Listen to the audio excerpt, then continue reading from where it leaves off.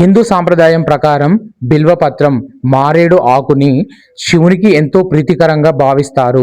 ఎందుకంటే ఈ మారేడు దళం బిల్వపత్రం 3 ఆకులతో కూడి ఉంటుంది.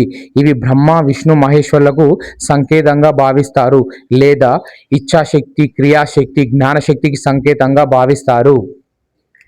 మరో శివపురాణం ప్రకారం ఈ త్రిదళాలు శివుని యొక్క త్రినేత్రాలను సూచిస్తాయి. శివపురాణం ప్రకారం మారేడు వృక్షాన్ని పార్వతీదేవి స్వరూపంగా కొలుస్తారు. అందుకే శివుని పూజలో బిల్వపత్రానికి విశేషమైనటువంటి ఆదరణ ఉంది. మహాశివరాత్రి రోజు లేదా సోమవారం రోజు తలస్నానం చేసి శివలింగానికి జలాభిషేకాన్ని చేసి మనసా వాచా కర్మన ఒక బిల్వపత్రాన్ని ఆ భగవంతునికి సమర్పించి ఈ మంత్రాన్ని గనక జపించినట్లయితే త్రిదళం త్రిగుణాకారం త్రినేత్రంచ త్రియాయుధం త్రిజన్మ పాప సంహారం ఏకబిల్వం శివార్పణం.